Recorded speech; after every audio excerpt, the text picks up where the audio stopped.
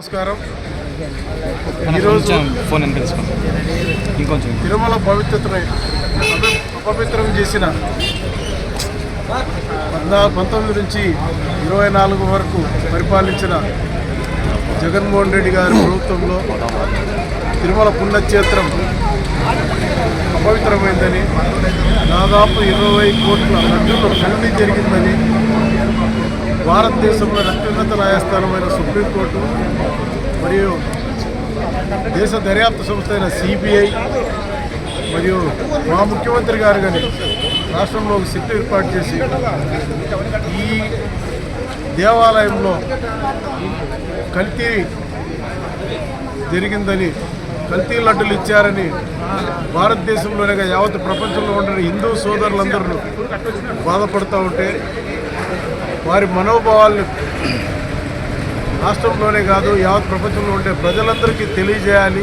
ఇది కల్తీ జరిగిందా లేదా అనే ఒక నిర్ధారణ చేసుకోవడానికి ముఖ్యమంత్రి గారు ఒక సిట్ అనే ఒక దర్యాప్తు సంస్థని మరియు కేంద్ర ప్రభుత్వ సంస్థని మరియు సుప్రీంకోర్టుని ఆశ్రయిస్తే వారందరూ కల్తీ జరిగింది, అసలు దీంట్లో నెయ్యే వాడలేదని చెప్పేసరి దర్యాప్తు సంస్థలని ఇస్తూ ఉన్నా అయినా కల్తీ ఎక్కడ జరిగిందని చెప్పేసరి జగన్మోహన్ రెడ్డి ఒక కోటరి నాయకులు ఆయన అనుచరులు మళ్ళీ మీడియా సోదరులు ఎదురుగా మేము కల్తీ చేయలేదు, సుప్రీంకోర్టు ఇచ్చింది, సిబిఐ ఇచ్చింది, చేయలేదని చెప్పేసరి చెప్తా ఉంటే మనకు అసలు సిగ్గుందా లేదని చెప్పేసరి మీడియా ముఖ్యంగా అడుగుతూ ఉన్నాం.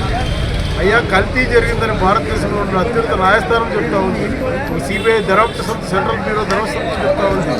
మా సిట్ అంటే మా మీద నమ్మకం పోకపోవచ్చు, మా ముఖ్యమంత్రి గారి సిట్ మీద మీకు నమ్మకం లేకపోవచ్చు, సుప్రీంకోర్టు మీద నమ్మకం లేదా, సిబిఐ దర్యాప్తు మీద నమ్మకం లేదా?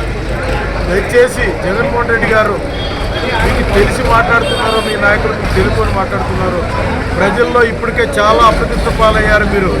మీ నాయకులకి ఇప్పటికైనా బుద్ధి చెప్పండి. దాని గురించి దర్యాప్తు సంస్థలు వెల్లడిస్తాయి.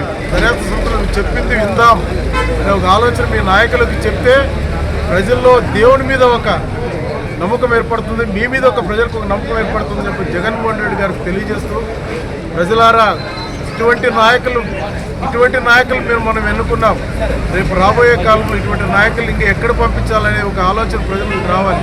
ఎందుకంటే ఎవరైనా అక్రమాలు చేస్తున్నారంటే ఏదో చేసింటారు, ఇంకో రకంగా చేసింటారని ఒక భక్తునికి సంబంధించిన సమస్యలో ఒక దేవుడికి సంబంధించిన ఏ దేవుడైనా కానీ, అక్కడ జీసస్ కానీ, ఇక్కడ అల్లా కానీ, ఇక్కడ వెంకటేశ్వర స్వామి కానీ, అక్కడ దేవుడి సమస్యలో భక్తుల మనోభావాలు దెబ్బతినే విధంగా ఏ పాలక మండలి కానీ చేయకూడదు. అది ఏ దానికి సంబంధించిన పాలక మండలి. ఎందుకంటే చాలామంది ఉసురు తగిలి మీరు పాపంలో పడిపోతారని చెప్పేసి వైసీపీ నాయకులు తెలియజేస్తూ, ఆ రోజు కల్తీ జరిగిందని చెప్పేసి ప్రతి ఒక్కరు నిర్ధారించారు. కాబట్టి ఇప్పటికైనా మీ నోర్లు బంద్ చేసుకొని మీరు బాగుంటే మీ కుటుంబానికి కానీ బాగుంటుందని చెప్పేసి ఆ వెంకటేశ్వర సాక్షిగా మీకు తెలియజేస్తూ, దయచేసి మీ నోరు బంద్ చేసుకోండి.